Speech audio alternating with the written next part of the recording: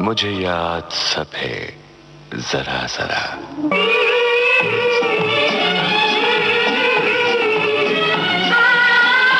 मुझे याद सब है जरा जरा, मुझे याद सब है जरा जरा, वो लम्हा लम्हा साथ है,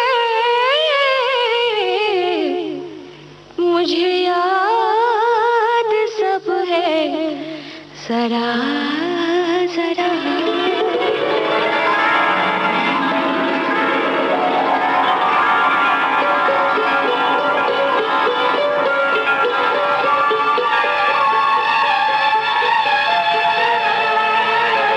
श्रोताओं, आज इस प्रोग्राम में हमारे मेहमान हैं फिल्म जगत, टेलीविजन और रंगमंच से जुड़े अभिनेता सुधीर दलवी।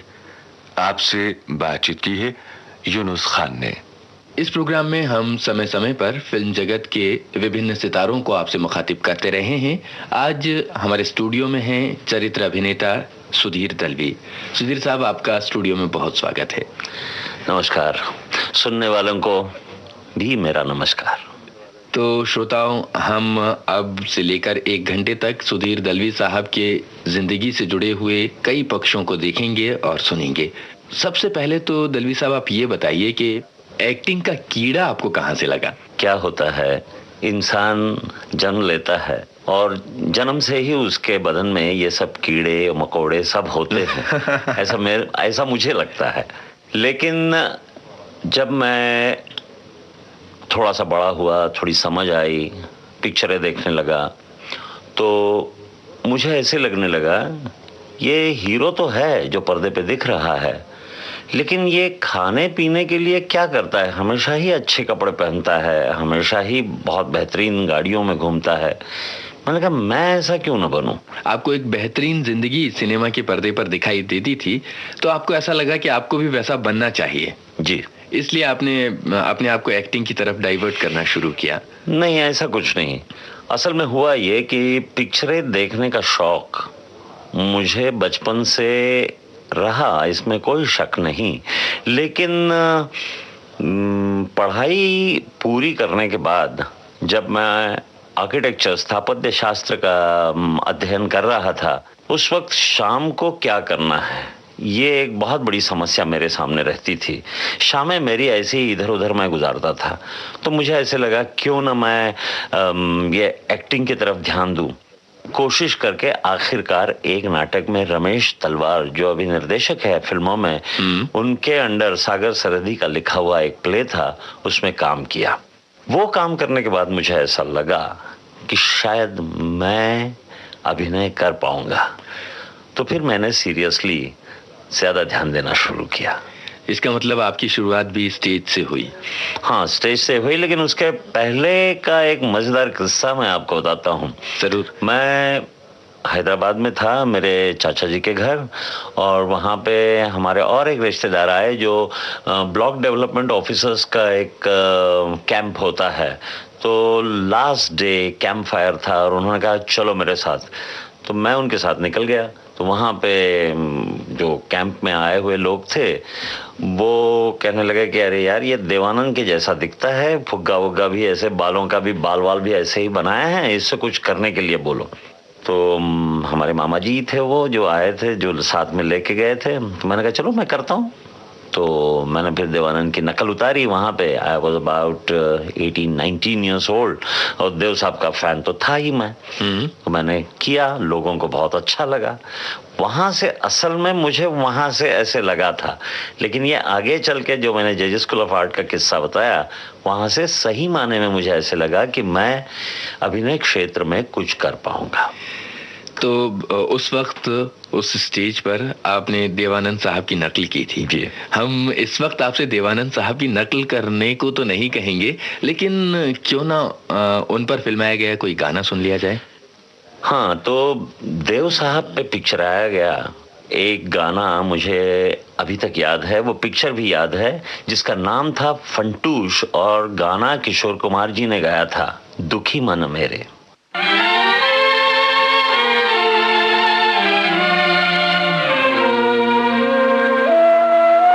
दुखी मन मेरे सुन मेरा कहना, जहाँ नहीं चैना वहाँ नहीं रहना, दुखी मन मेरे।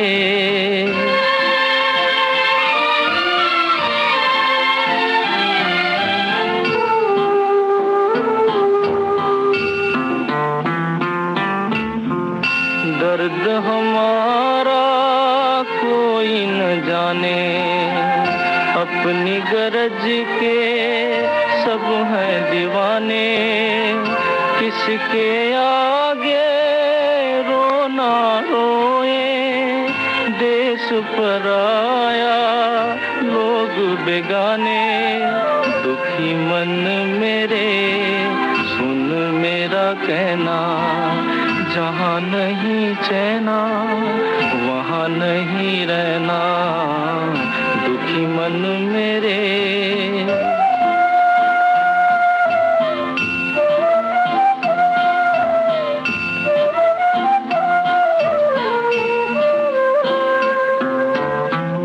लाख यहाँ झोली फैला ले, कुछ नहीं देंगे इस जग वाले, पत्थर के दिल मोमन होंगे, चाहे जितना नीर बहा ले, दुखी मन मेरे सुन मेरा कहना, जहाँ नहीं चैना वहाँ नहीं रहना, दुखी मन मेरे।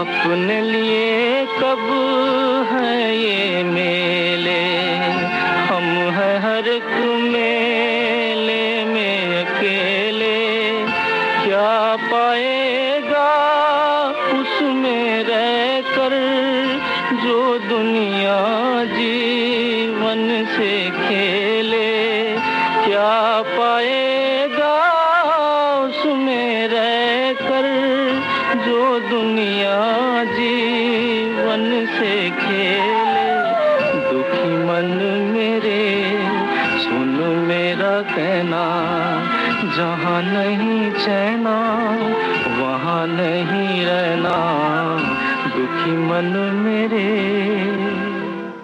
जो आपने सबसे पहला नाटक किया था, जैसा कि आपने बताया सागर सरहदी साहब ने उसे लिखा था और रमेश तलवार साहब ने उसे निर्देशित किया था जी, उसमें आपका कैरेक्टर क्या था और अगर आपको कोई संवाद याद हो तो हमें बताएं। नहीं, अभी बरसों हो गए, 1963 की बात है, वो वन एक्ट प्ले था। अब उसमें ज्यादा तवज्जो न देते हुए हम लोग, सही माने में मैंने जो पहला प्ले किया था वो था A.K. हंगल साहब ने निर्देशित किया था उसे इप्टा में, और उस ड्रामे का नाम था डमरू, जिसमें मैंने एक प्रोग्रेसिव लीडर की भूमिका निभाई थी, और that was a memorable play for everyone because it had a progressive theme। और उसमें मैं फख्र के साथ कह सकता हूँ कि उस वक्त संजीव कुमार, उस वक्त हरिहर जरीवाला उनका नाम था, लेकिन बाद में संजीव कुमार बन गए, वो थे, और हमारे हंगल साहब भी थे। और उसमें मैंने सही माने में सही ढंग से अभिनय करना सीखा, और मेरे आवाज की जात मुझे पहचानने में हंगल साहब ने बहुत मदद की। सुधीर दलवी साहब, आपने अभी अभी बताया था कि आप स्थापत्य कला की पढ़ाई कर रहे थे, यानी आर्किटेक्चर आपने जे स्कूल से सीख रखा था, तो उसका क्या हुआ?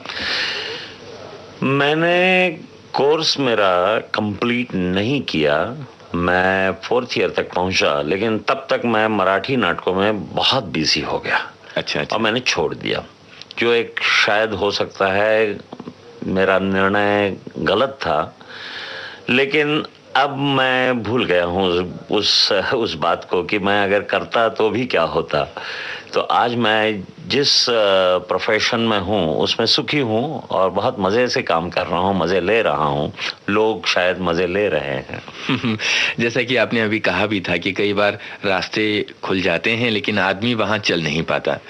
बहरहाल इस वक्त आप रेडियो पर हैं और हमारे करोड़ों श्रोता आपको सुन रहे हैं, तो उनके लिए अब आप कौन सा गाना सुनवाना चाहेंगे? जैसे मैंने कहा कि मैं छोटा था और फिल्में देखने का शौक भी रहा, और उस वक्त मैंने जो फिल्म देखी थी तो उसमें के.एल. सहगल साहब का जो गाना था वो मुझे आज दिन तक याद है। और कभी कभी सुबह विविध भारती जो पुराने गाने लगाते हैं उसमें वो गाना आता है। वो सहगल साहब का गाना था, रुन झन चाल तिहारी। जाल तिहारी, रोमा झुमा जाल तिहारी, काले भाई मतवारी, रोमा झुमा जाल तिहारी, काले भाई मतवारी, बलिहारी बलिहारी बलिहारी बलिहारी, ऐरावत बलिहारी बलिहारी बलिहारी, ऐरावत बलिहारी, रोम झुम जाल तिहारी, काहे भाई मतवारी, रोम झुमा।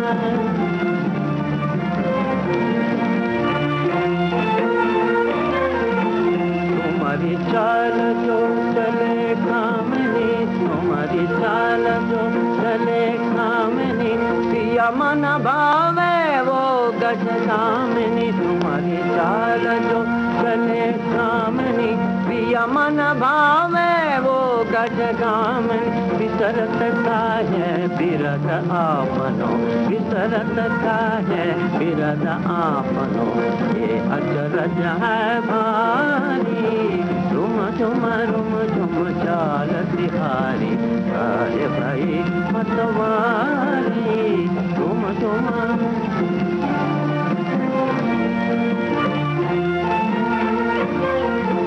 बलिहारी बलिहारी बलिहारी बलिहारी, ऐरावत बलिहारी बलिहारी बलिहारी, ऐरावत बलिहारी, रुम झुम जाल तिहारी, काहे भाई मतवारी, रुम झुमा।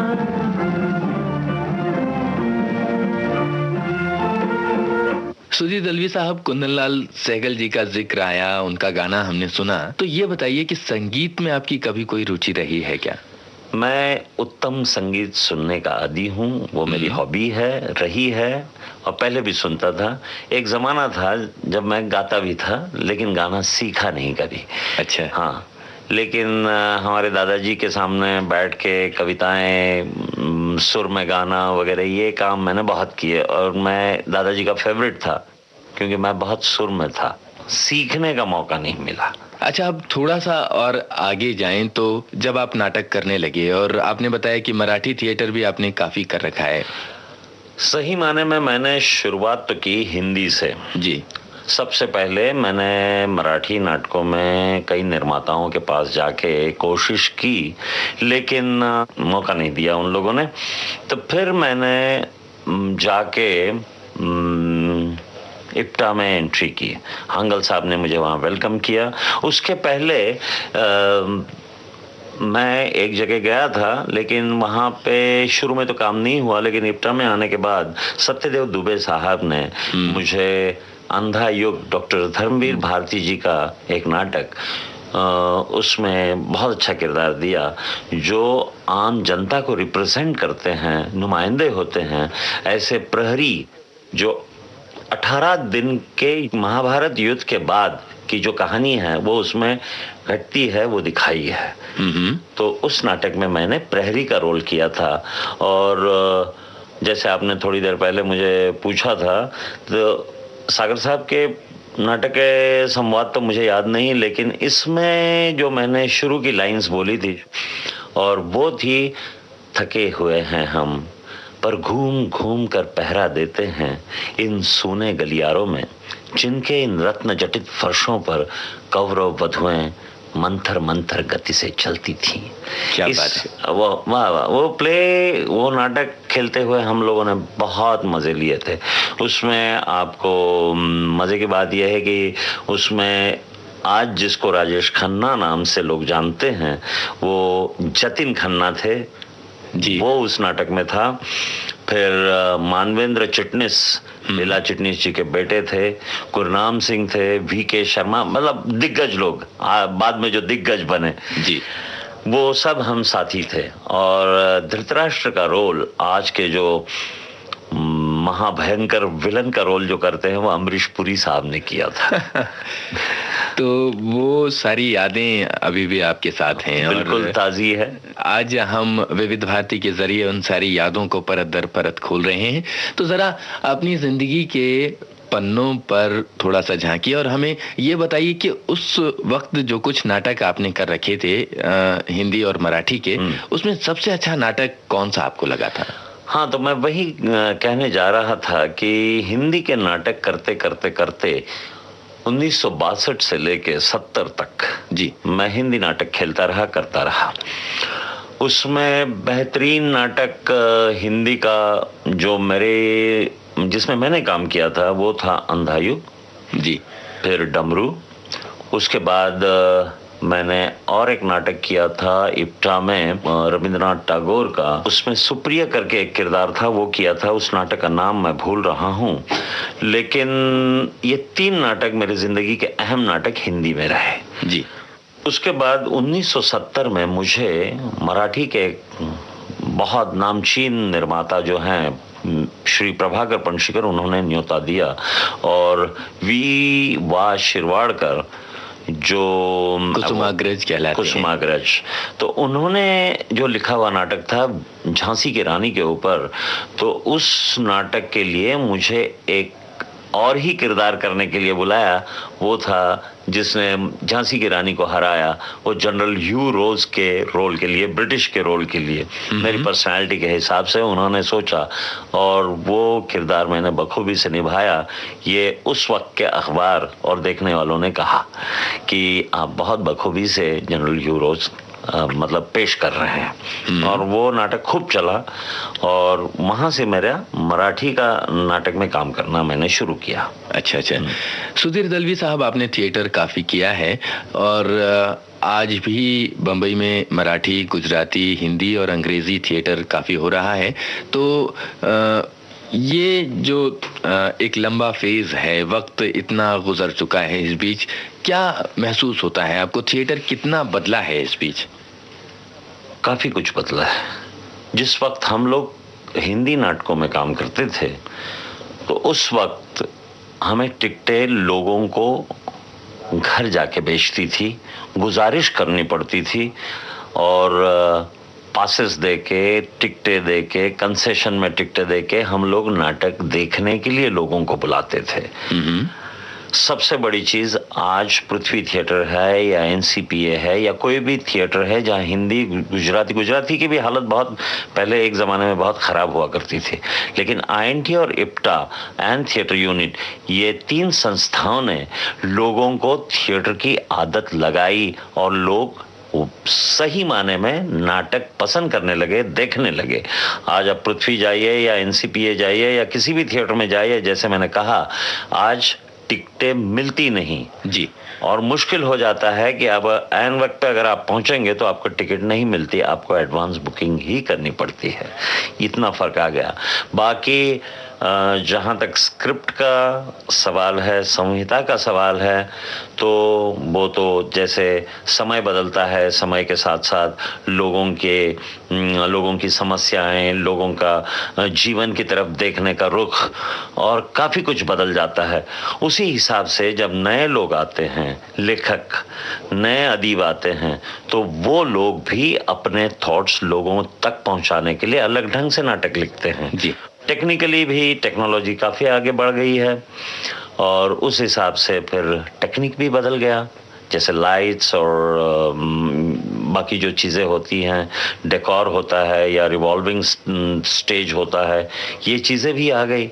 और बाकी चमत्कार तो हो ही रहे हैं और कंप्यूटर और आपके वीडियो ने और चमत्कार लाए हैं, जिसका उपयोग कई लोगों ने इवन थिएटर में किया है। इसके बावजूद कि आज बटन दबाओ तो चैनल बदल जाता है, बटन दबाओ तो रेडियो स्टेशन बदल जाता है, बटन दबाओ तो जिसकी आवाज़ आप सुनना चाहते हैं, तमिल, तेलुगु, मलयालम, हर चीज़ रेडियो पे मौजूद है, टीवी पे मौजूद है। उसके बावजूद थिएटर जो एक बेस है, ये कभी बंद नहीं होगा, ये चलता ही रहेगा। हालांकि मैंने थिएटर फिलहाल बंद किया हुआ है क्योंकि मेरी मसरूफियत फिल्में और सीरियल्स में ज़्यादा है। कभी आपका मन नहीं होता कि थिएटर की ओर जाएं, फिर से पुराने दिनों को याद करें, ताज़ा करें? होता तो है, लेकिन फिजिकली अब वो नहीं हो सकता क्योंकि टूरिंग बहुत होती है मराठी में। हाँ, टूरिंग के वजह से थक जाता है आदमी, इसीलिए तो कई बुजुर्गों ने बंद कर दिए, मतलब ना मराठी नाटक करना। जो बहुत बेहतरीन आर्टिस्ट है उन्होंने भी बंद कर दिया। सुधीर दलवी साहब, बहुत अच्छी बातें थिएटर के बारे में और पुरानी यादों का आपने ताज़ा किया, बहुत अच्छा लगा। यादों का जिक्र आपने किया तो एक याद ताज़ा हो गई।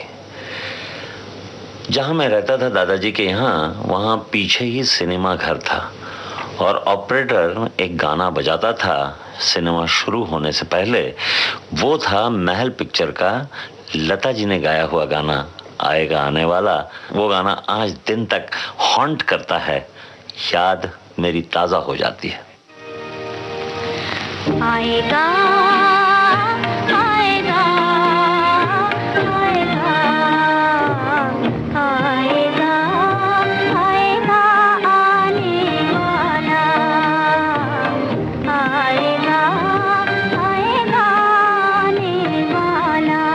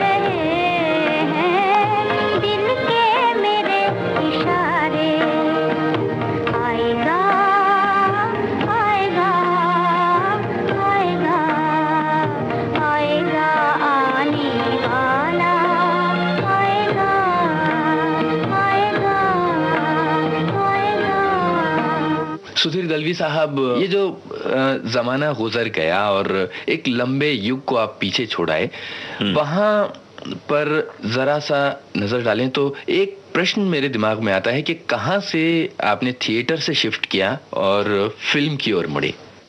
1975 की बात है, जब मैं अपना मेरा एक प्रोफेशन था फर्नीचर बनाने का, इंटीरियर डेकोरेशन कहते हैं उसे, वो भी करता था। मैं अपना प्रिंटिंग प्रेस भी चलाता था और शाम को नाटक भी करता था। और ऐसा 1975 में एक मौका आया कि ऐन वक्त पे मेरे एक मित्र श्री श्रीकांत मोघे, मराठी के एक नामचीन आर्टिस्ट है, उन्होंने एक नाटक करने का तय किया था और पहला शो लता जी ने लेने का वादा किया था। और वो नाटक था शिवाजी महाराज का जो किस्सा है, आगरे से जो छूट के महाराष्ट्र में फिर वापस आए, वो किस्सा। उस नाटक का नाम था शेर शिवाजी। श्री वसंत देव जी ने वो नाटक लिखा था और ऐन वक्त पे मिर्जा राजा जयसिंह, जो आलमगीर के मुलाजिम थे, चीफ ऑफ आर्मी स्टाफ, वो जो किरदार था वो करने वाला लड़का ऐन वक्त पे भाग गया। और श्रीकांत ने मुझे फ़ोन किया और कहा कि सुधीर भैया ऐसा ऐसा हुआ है, लता जी 24 अप्रैल को शो है और आज 17 अप्रैल है, क्या करना है? एक लंबा चौड़ा सीन था 22-23 मिनट का। मैं कहा ठीक है, मैं आज शाम को आता हूँ। मैं उस दिन गया, रिहर्सल किया, 24 को नाटक किया और वो नाटक हमने करीबन 25 शो किए टोटल। आफ्टर दैट शो बहुत चला वो नाटक जी। लेकिन हिंदी जैसे आप जानते हैं कि ज़्यादा कमर्शियल वो नहीं होता, इसलिए वो 25 के बाद हमको बंद करना पड़ा। ज़्यादातर हम सोल्ड आउट शोज करते थे। लेकिन वो नाटक देखने के बाद श्री पांडुरंग दीक्षित साहब उस वक्त सरला चैरिटी ट्रस्ट के लिए शिरडी के साईं बाबा करके एक फिल्म बनाने जा रहे थे जी। और उन्हें तलाश थी बाबा का रोल करने के लिए किसी सही एक्टर की जी। तो उन्होंने मेरा नाम ले दिया। उन्होंने वो नाटक देखने के बाद, मैंने कहा यहाँ तो मैंने चीफ ऑफ आर्मी स्टाफ का एक वॉरियर का रोल किया है और आप कैसे बाबा का रोल मुझसे करवाना चाहते हैं? तो उन्होंने कहा कि देखो, फेस जो है आपका वो बहुत सॉफ्ट है और हम गेटअप करके देखेंगे और मुझे पूरा यकीन है कि आप बखूबी से वो किरदार निभाएंगे। मैंने कहा मैं तो एथीस्ट फैमिली से था, नास्तिक, तो मैंने कहा मैं तो ये बाबा में नहीं बिलीव करता। बोले as an actor, as a कलाकार आप कीजिए ना, क्या है, it's a challenge for an artist. तो मैंने कहा ठीक है, चैलेंज आप देते हैं तो मैं करता हूँ। तो हमने जाके हमारी बीवी साहिबा से कहा, उन्होंने कहा कि हाँ हाँ वो तो बाबा की भक्त। उन्होंने कहा अरे बाबा का रोल मिल रहा है तो फिर तो देखिए अगर आप बखूबी से निभाएंगे तो पता नहीं क्या हो जाएगा, पूरी दुनिया में आपका नाम हो जाएगा जी। और मैंने वो एक्सेप्ट किया रोल। और फिर भी नाटक तो चल ही रहा था, एक तरफ नाटक चल रहा था, एक तरफ ये शूटिंगें चल रही थी जी। तो वो करते कराते बाबा का रोल मैंने किया। 1977 में फिल्म रिलीज हुई और उसके बाद फिर मैंने मुड़ के ही नहीं देखा। इसी को प्रोफेशन बना लिया, मतलब मेरे खाने पीने का जरिया बना लिया समझ लीजिए। और मैं अभिनय करता गया, लेकिन इमेज बहुत स्ट्रांग बनी, उससे बहुत गड़बड़ रही। तो उस वजह से अलग अलग किस्म के किरदार मिलने में काफ़ी समय बीच में गया, गुजर गया। अच्छा, एक बात बताइए कि अचानक जैसा कि आपने बताया कि एक वॉरियर का, एक योद्धा का अभिनय आपको करने मिला था और उसके बाद आपको शिरडी के साईं बाबा की मुख्य भूमिका निभाने को मिली, तो ये जो शिफ्ट था और एक तरह से इतना बड़ा परिवर्तन, इतना डिफरेंट रोल, इतना महत्वपूर्ण रोल पाने के बाद आपने अपने आप को उस रोल में किस तरह से ढाला, क्या होमवर्क किया? श्री पांडुरंग दीक्षित साहब ने जब मुझे फाइनल किया इस किरदार के लिए, तो मैंने कहा ठीक है, लेकिन मुझे आप कुछ किताबें दीजिए बाबा के जीवनी के ऊपर। तो उन्होंने बाबा का चरित्र दिया, बाबा की पोथी दी और कुछ लोगों से मुझे मिलवाया जिन्होंने बाबा को देखा था जी। और उन लोगों ने मुझे बताया कि बाबा ऐसे ऐसे थे, आवाज़ ही इतनी मोटी थी और मेरी जो हड्डी है, जितना चौड़ा मैं हूँ उससे भी 1.5 गुना थे। 6 फीट की हाइट थी बाबा की, मतलब मैं थोड़ा सा कम हूँ, आधा इंच कम हूँ जी। तो मैंने कहा फिर ठीक है। फिर मैंने उनसे कहा कि मुझे कुछ ऐसा फोटोग्राफ दीजिए कि मैं बाबा के जैसा दिख रहा हूँ, ऐसा रियल लाइफ फोटोग्राफ दीजिए। तो उन्होंने तो नहीं दिया, लेकिन मैंने खुद नागपुर में बूटी, बापू साहब बूटी जो बाबा के भक्त थे और शिरडी में अक्सर उस वक्त जाया करते थे, वो वहाँ बापू साहब बूटी साहब की फैमिली से मुझे एक फोटोग्राफ मिला। मस्जिद में बाबा बैठे हुए हैं और वो फोटो देखने के बाद मैंने कहा हाँ, मैं 85% दिखता हूँ जी, हाँ 90% दिखता हूँ, अब करना है। और फिर मैंने हाँ भरी। तब तक मैंने किताबें पढ़ी, बाबा की ज़िंदगी में कौन कौन लोग आके गए उसके बारे में जाना, उन लोगों से मिला जिन्होंने बाबा को देखा था, उन लोगों से मैंने बाबा चलते कैसे थे, बोलते कैसे थे, कैसे गुस्सा होते थे, ये सब चीज़ें जान ली। और उसके बाद जब मेरे हाथ में स्क्रिप्ट आया तो सीन्स के मुताबिक मैं उसमें बिहेव करने लगा और करते कराते फिल्म बन गई जी, और लोगों ने पसंद किया। दोस्तों, अपने रेडियो सेट पर आपने ट्यून किया है विविध भारती, जिसमें आज हमारे मेहमान हैं फिल्म जगत, टेलीविजन और रंगमंच से जुड़े अभिनेता सुधीर दलवी। आपसे बातचीत की है यूनुस खान ने। सुधीर दलवी साहब, इस फिल्म के दौरान, इस फिल्म की शूटिंग करते हुए क्या आपको ऐसा लगा था कि ये फिल्म इतना बड़ा चमत्कार साबित होगी आपकी जिंदगी में? मुझे नहीं कुछ पता था उस वक्त कि ऐसा हो जाएगा, लेकिन पहली ट्रायल देखने के बाद मैं खुद हक्का बक्का रह गया था कि क्या वाकई मैंने ये सब कुछ मैंने किया है जी, ऐसा मुझे लगा था। बाकी मुझे नहीं मालूम क्या हुआ, लेकिन सीन के मुताबिक मैं काम करता गया और बहुत सिंसियरली काम करता था मैं, बहुत ही डिवोटेडली काम किया मैंने। उसके बारे में एक चीज़ कि पांडुरंग दीक्षित साहब की माँ, जब पांडुरंग दीक्षित साहब का जन्म होना था उसके थोड़ा पहले वो और पांडुरंग दीक्षित साहब के पिताजी बाबा के पास रह के आई थी। उन्होंने फिल्म जब देखी तो उनके बेटे ने उनको पूछा, मतलब दीक्षित साहब के बेटे ने अपनी दादी को पूछा कि दादी कैसे लगी फिल्म, तो उन्होंने एक ही कहा कि लगा बाबा फिर से वापस आ गए, and that was a compliment to me. कुछ दिनों के लिए मुझे घर में ही बैठना पड़ा क्योंकि ये इमेज इतनी मजबूत, इतनी स्ट्रांग हो गई थी कि दूसरे किस्म के रोल मुझे कोई दे ही नहीं रहा था। उसके दरमियान जय ओम प्रकाश जी की एक फिल्म बन रही थी अपनापन, तो उसमें एक थीम सॉन्ग था और उसके लिए मुझे उन्होंने बुलाया और एक फ़कीर का रोल मुझे दिया, और वो फ़कीर अपनी छोटी बच्ची के साथ गांव-गांव जाता है, तो उसमें थोड़ा सा फ़लसफ़ा भी है और जीवन के बारे में भी है। तो वो गाना मुझे बहुत पसंद है, वो है आदमी मुसाफिर है, आता है जाता है। आदमी मुसाफिर है, आता है जाता है, आते जाते रास्ते में यादें छोड़ जाता है। आदमी मुसाफिर है, आता है जाता है, आते जाते रास्ते में यादें छोड़ जाता है।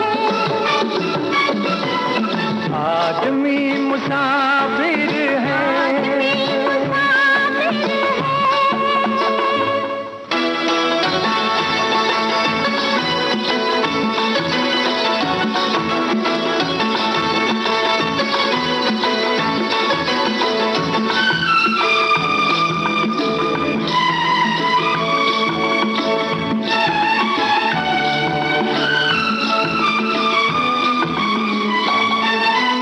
झोंका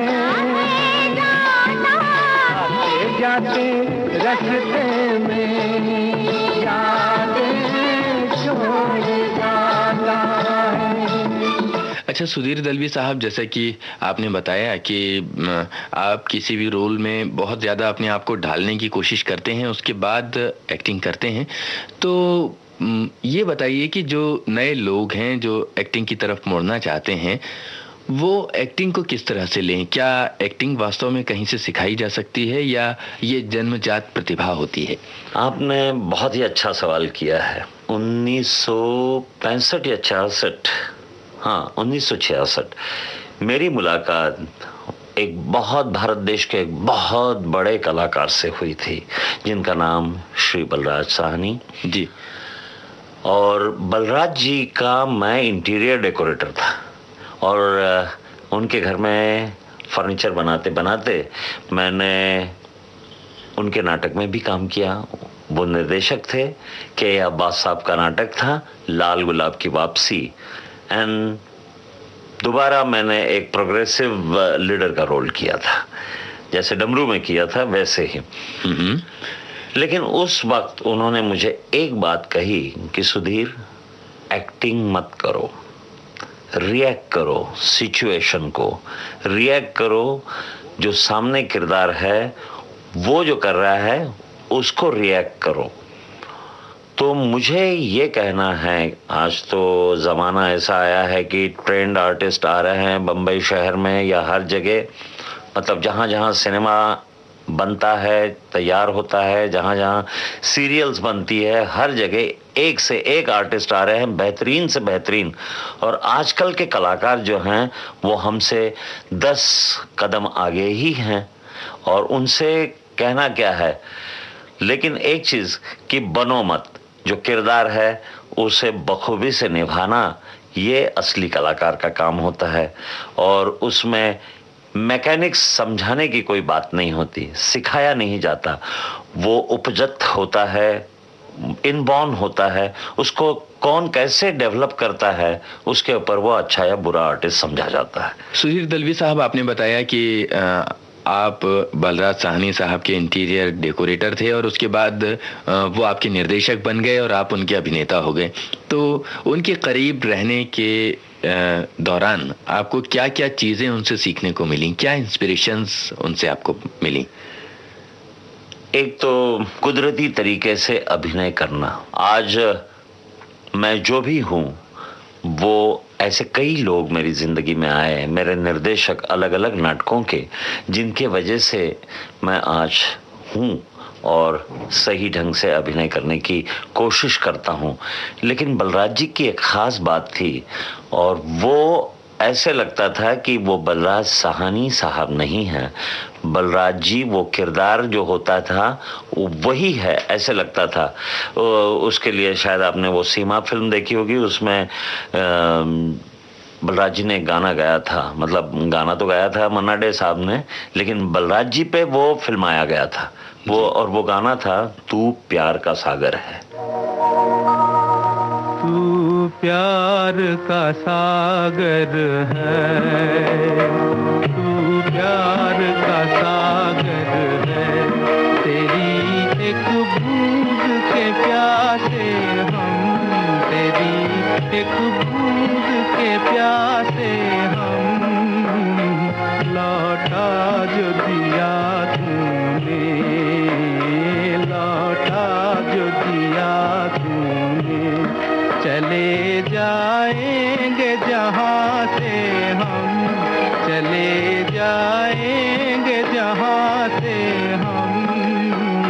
तू प्यार का सागर है, तू प्यार का सागर है, तेरी एक बूंद के प्यासे हम, तेरी एक बूंद के प्यासे हम, तू प्यार का सागर है।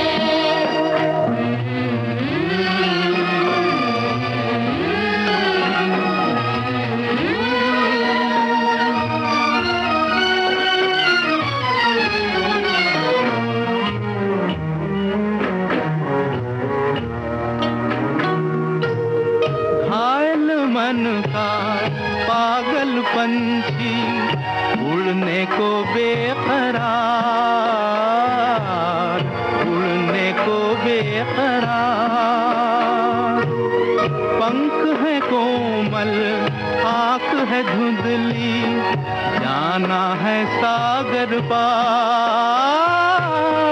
जाना है सागर पार। अब तू ही से समझा, अब तू ही से समझा। राह भूले थे कहाँ से हम, राह भूले थे कहाँ से हम। वो प्यार का सागर है, तेरी एक बूंद के प्यासे हम, तेरी एक बूंद के प्यासे हम। वो प्यार का सागर है। अच्छा, अब वो बात करें कि धीरे धीरे टीवी सीरियल्स बनना शुरू हुए और टीवी पर बहुत काम हो गया, तो आपने भी बहुत सारे सीरियल्स किए हैं, तो ये सब कैसे हुआ, ये हमें बताइए। बात वहाँ से चली जब एक सीरियल बन रहा था जिसका नाम था इधर उधर जी, और सीरियल्स की बिल्कुल शुरुआत थी वो। और वो मुझे निर्देशक साहब ने बुलाया और कहा कि एक पिता का रोल तुमको करना है, 2 लड़कियों के पिता का रोल जो इश्क में फंसी हुई है। तो मैं ज़रा थोड़ा सा शक्की मिजाज इस तरह का एक बाप हूँ, वहाँ से मेरी शुरुआत हुई। उसके तुरंत बाद मतलब आज से 10-12 साल पहले श्री रामानंद सागर साहब ने जो रामायण करके सीरियल बनाया जी, उसमें मुझे बुलाया और मुझे वहाँ पे मेरे शांत दिखने वाले चेहरे के वजह से मुझे राम जी के गुरु जी का रोल दिया, गुरु वशिष्ठ जी। और वहाँ से ये शुरुआत हुई। मेरी इमेज तो थी ही पुजारी और सेंटली मतलब ऐसी सेंटली इमेज थी, तो वो शुरुआत वहाँ से हुई और वहाँ से जो शुरू हुआ तो वो अभी तक चल ही रहा है। अच्छा, ये बताइए कि रियल लाइफ में आप एक शांत प्रकृति के व्यक्ति हैं, संत प्रकृति के, या उस तरह के हैं जिस तरह एक कॉमेडियन सबको हंसाता है? मैं एक आम आदमी की तरह हंसाता भी हूँ, और जब भी कभी सीरियस होना है या बहुत ही मैच्योर्ड तरीके से, वो एक्टिंग की वजह से शायद आता है मुझे, लेकिन मैं बेसिकली बहुत ज़्यादा मैच्योर्ड बिहेव करना पसंद नहीं करता, बहुत ज़्यादा सीरियस रहना पसंद नहीं करता, क्योंकि ज़िंदगी होती ही है 4 दिन की, उसमें आप अपनी ड्यूटी निभाते जाइए और अपने काम बखूबी से करते जाइए और लोगों को दुखाइए नहीं, लोगों को हंसाते जाइए और हंसते रहिए। हंसना बहुत बड़ी कला है और हंसाना भी बहुत बड़ी कला है जी। और इसलिए मैं बहुत सारी कॉमेडी फिल्म्स देखता हूँ, बहुत सारे कॉमेडियंस मेरे मित्र हैं और कभी कभी ये भी होता है उनसे कुछ सीखने को भी मिलता है, और अभी तक मैं काफ़ी कुछ सीखा हूँ हमारे कॉमेडियन दोस्तों से। अच्छा, तो अब हम इस मुकाम पे आप पहुंचे हैं, जैसा आपने कहा कि लोगों को हंसाइए, खुद भी हंसिए और जिंदगी को एक मौज की तरह मनाते रहिए। हमारे श्रोता इस वक्त किसी इस तरह के गाने का इंतजार कर रहे होंगे, तो लीजिए चलती का नाम गाड़ी का किशोर कुमार जी ने गाया हुआ वो गाना। बाजू बाबू समझो इशारे, हॉर्न पुकारे, पम पम पम, यहाँ चलती को गाड़ी कहते हैं प्यारे, पम पम पम। बाबू समझो इशारे, हॉर्न पुकारे, पम पम पम, यहाँ चलती को गाड़ी कहते हैं प्यारे, पम पम पम। आई रि बाबा रि बाबा बाबा रि बाबा रि बाबा बाबा रि बाबा रि बाबा बाबा रि बाबा रि बाबा।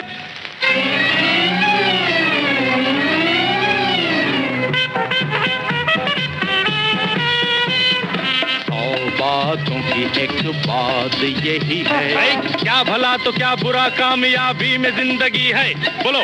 100 बातों की एक बात यही है, क्या भला तो क्या बुरा कामयाबी में जिंदगी है।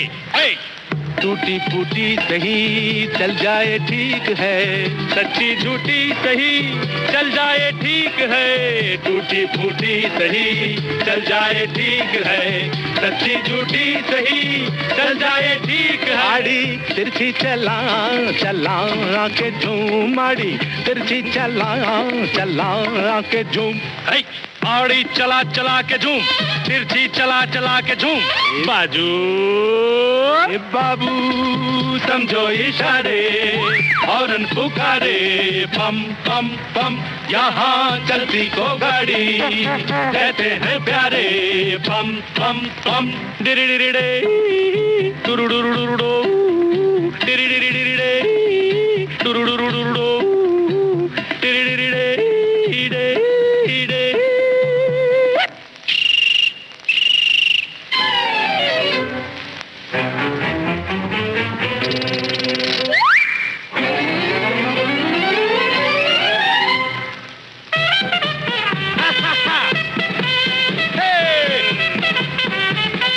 इतने सी बात न थमता जमाना, आदमी जो चलता रहे तो मिल जाए हर खजाना, हाँ। इतने सी बात न थमता जमाना, आदमी जो चलता रहे तो मिल जाए हर खजाना।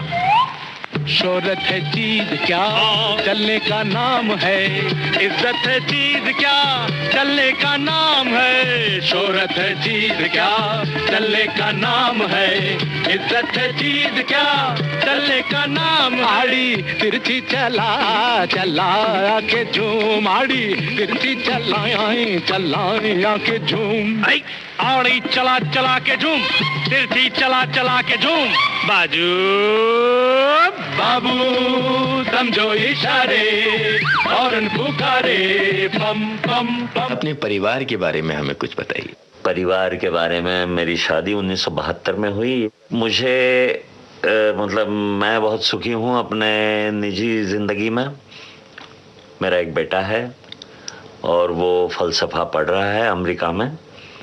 यहाँ पे जब फलसफे की पढ़ने की बात आई तो मेरी पत्नी, जिसका नाम सुहासिनी है, मैं प्यार से सुहास बोलता हूँ, उसने कहा कि फलसफा पढ़ के करोगे क्या आगे? बोले बस मेरा शौक है। बोले शौक से पेट नहीं भरता, लेकिन फिर भी एक माँ होने के नाते और बेटे का हठ पूरा करने के नाते उन्होंने उसे इजाज़त दे दी। क्योंकि मैं तो घर में रहता नहीं था, मैं ज़्यादातर आउटडोर जा रहा हूँ, शोज़ के लिए जा रहा हूँ, तो उसके अभ्यास की तरफ, पढ़ाई की तरफ वही ज़्यादा ध्यान देती थी।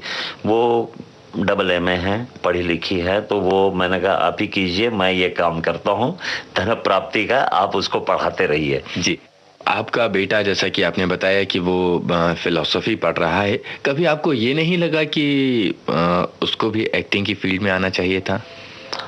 एक्टिंग का शौक तो उसे था, स्कूल में वगैरह किया करता था, लेकिन उसने ज़्यादा ध्यान नहीं दिया। उसे एक फिल्म भी ऑफर हुई थी सेकंड लीड के लिए, लेकिन उसने कहा पापा मुझे इंटरेस्ट नहीं है, मुझे इंटरेस्ट है इस चीज़ में और मैं यही करूँगा। और उसने यही किया जो वो चाहता था, वो फलसफा पढ़ने की बात। और किताबें पढ़ने का बहुत शौक था और मेरा मेन खर्चा ही किताबों के लिए होता था। उसके पास बहुत रेयर कलेक्शन है किताबों का। इसका मतलब ये है कि इस वक्त अपने खाली समय में आप उसकी किताबों को संभालने का काम करते हैं और एक्टिंग। लेकिन जब सुधीर दलवी खाली होते हैं, बिल्कुल खाली, उस वक्त वो किस तरह के शौक फरमाते हैं? भाई बहुत बड़ा शौक मेरा तो ट्रैवलिंग है। अगर मुझे, मेरे जेब में भरपूर पैसे हैं, क्योंकि मैं से ऑर्डिनरीली ट्रैवल करना पसंद नहीं करता और हवाई जहाज़ से भी जाना पसंद नहीं करता। मैं पसंद करता हूँ ट्रेन में जाना, ट्रेन में सेकंड AC में ट्रैवल करना, हिस्टोरिकल प्लेसेस पे जाना। जब बम्बई में पटाखे जोर जोर से फूट रहे होते हैं उस वक्त मैं बर्दाश्त नहीं कर पाता। मैं जंगलों में किसी कोने के होटल में जाके मैं, मेरी बीवी और बेटा, हम लोग बैठते थे और आज भी वही प्रैक्टिस चालू है। तो जहाँ तक ये शौक का सवाल है, तो शौक ऐसे भी है कि मेरे फ्री टाइम में मैं कुछ लोगों को मदद करने भी जाता हूँ। एक हमारे मित्र हैं, उन्होंने साईं बाबा सेवाधाम करके लोनावाला के पास एक बहुत बड़ी संस्था, जिसमें उन्होंने अपने जाती 8 करोड़ रुपए लगाए हैं, जिसमें से उन्हें एक भी नए पैसे का मुनाफा नहीं है। वहां जाके थोड़ा बहुत काम करना शुरू किया है मैंने। उसके अलावा अच्छे नाटक देखना, अच्छी फिल्में देखना, अच्छा संगीत सुनना और अच्छे लोगों से मिलना, जैसे आपसे मिला हूँ। हमारे जरिए हमारे बहुत सारे श्रोता भी आपसे मिल रहे हैं। और जैसे कि बात आई अच्छा संगीत सुनना, और एक बात मुझे अभी भी याद है कि इस बातचीत के दौरान आपने बताया था कि एक समय आप थोड़ा थोड़ा सा गाते थे। तो इस वक्त आप विविध भारती के स्टूडियो में हैं और आपने ये बात का खुलासा अपने आप किया है, तो हम आपको बिना थोड़ा गुनगुनाए यहाँ से वापस तो नहीं जाने देंगे। लेकिन उसके पहले मुझे ऐसा लगता है कि एक गाना और सुन लीजिए। बिल्कुल। हेमंत कुमार जी ने कोहरा फिल्म में गाना गाया था जी। क्योंकि मेरी आवाज़ भारी है और हेमंदा की आवाज़ भारी थी, मेरी मीठी नहीं है, हेमंदा की मीठी थी, इसलिए मैं ये चाहूँगा कि या मैं गुनगुनाऊं तो लोग बाग स्विच ऑफ कर देंगे, लेकिन ये गाना ज़रूर सुनेंगे, ये नयन डरे डरे। नयन डरे डरे ये जान भरे भरे, जरा पीने दो कल की किसको खबर, एक रात हो के निडर मुझे जीने दो।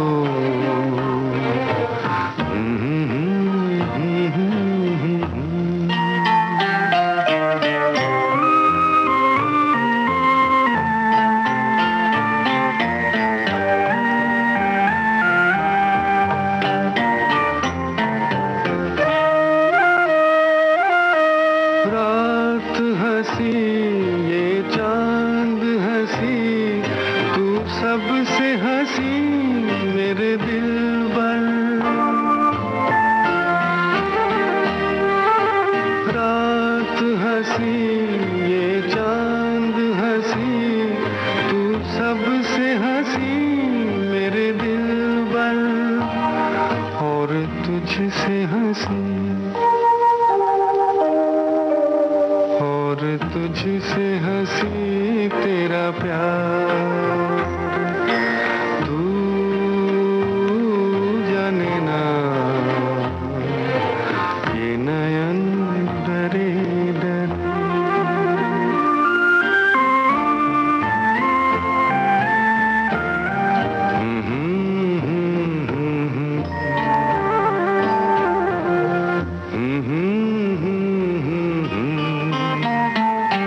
प्यार में है जीवन की खुशी, देती है खुशी कई गम भी।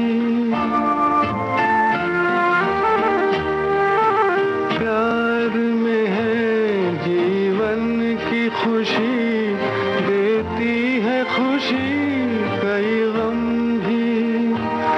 मैं मान भी लूं,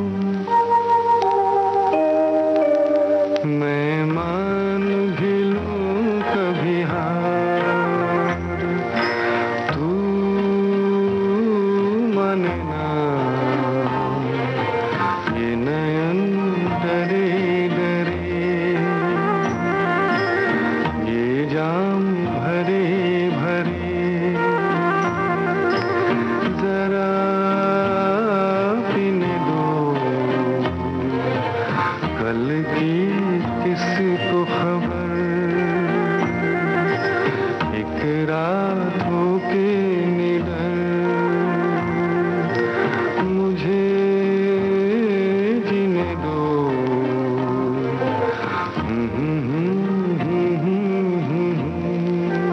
एक सवाल हमारे सारे श्रोता भी आपसे पूछना चाह रहे होंगे कि इतने सारे रोल्स जो आपने किए हैं उसमें से सबसे अच्छा रोल आपको कौन सा लगता है और सबसे खराब रोल कौन सा लगता है? फिल्म का कि सीरियल का? दोनों का मिला के, या अलग अलग आप बताना चाहें तो भी। देखिए साहब, किरदार अपने जगह हर कोई अच्छा ही होता है, लेकिन उसको किस ढंग से पेश किया है। अगर वो उसे सही ढंग से पेश किया है निर्देशक ने तो अच्छा ही है जी। मुझे एक फिल्म मराठी की याद है, रान पाखर, जिसमें मैंने निगेटिव कैरेक्टर किया था। वो रोल मुझे एक बहुत अच्छा लगा। और दूसरा चिरू था का, तनवीर अहमद की फिल्म, उसमें मैंने जो जमींदार का रोल किया था वो एक अच्छा लगा। और दूसरी नाम लेवा एक और अच्छा लगा था कि बहुत ही इमोशनल था, जो ओम प्रकाश जी की फिल्म अर्पण। जी, अर्पण। हाँ, वो एक बहुत अच्छा लगा था, लेकिन कल्मिनेशन उसका ठीक नहीं था। बीच में वो किरदार कहीं टूट जाता है। वो मुझे पता नहीं लगा कि क्यों ऐसा हुआ, क्या होता है, होता रहता है हिंदी फिल्मों में। और सीरियल्स में मुझे अभी जो मैं सीरियल कर रहा हूँ रवि चोपड़ा जी के यहाँ, राज बब्बर निर्माता हैं, वो है मैं दिल्ली हूँ जी। उसमें धृतराष्ट्र पुत्र, दासी पुत्र युयुत्सु का किरदार कर रहा हूँ, वो एक। और जाहिर है जुनून जो लोगों के दिलो दिमाग में छाया हुआ है वो नाना नगरकर। ये दो किरदार मुझे बहुत पसंद है। अच्छा, आपका ड्रीम रोल अभी आ चुका है या आगे आने वाला है, आपको उसका इंतजार है? मेरे पिताजी हमेशा कहते थे कि सुधीर, एक चीज, जो चीज तुम्हारे पास है उसमें समाधानी रहो, समाधान उसी में होता है, और एक नजर वहां रखो जहां तुम्हें पहुंचना है, तुम्हारे एक्सेलसियर पे। तो वहां पे पहुंचने के लिए नजर रखी हुई है। अब मिलना न मिलना मेरे हाथ में नहीं है, वो तो होगा तब होगा। जी। सुधीर दलवी साहब, आप हमारे स्टूडियो में आए और आपने अपना कीमती वक्त हमें दिया, अपनी यादें हमारे साथ बांटी, इसके लिए हम आपके बहुत शुक्रगुजार हैं। आगे भी कभी मौका मिला तो आपसे बहुत बहुत सारी बातें होंगी और हम सुनेंगे आपकी पसंद के फिल्मी गीत। जरूर। सभी श्रोताओं का मैं आभारी हूं। बहुत बहुत धन्यवाद। नमस्कार। नमस्कार। इस प्रोग्राम में आज आप सुन रहे थे फिल्म जगत, टेलीविजन और रंगमंच से जुड़े अभिनेता सुधीर दलवी से यूनुस खान की बातचीत। आज का प्रोग्राम आप तक पहुंचा साइमन परेरा के तकनीकी सहयोग से। प्रस्तुति सहयोग दिया उषा मेहता ने और विविध भारती की ओर से इसे आपकी सेवा में प्रस्तुत किया शकुंतला पंडित ने। अब दीजिए इजाजत, आप सबको नमस्कार।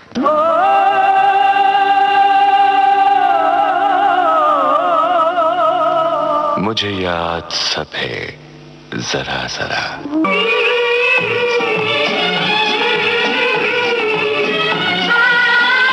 मुझे याद सब है जरा जरा, मुझे याद सब है जरा जरा।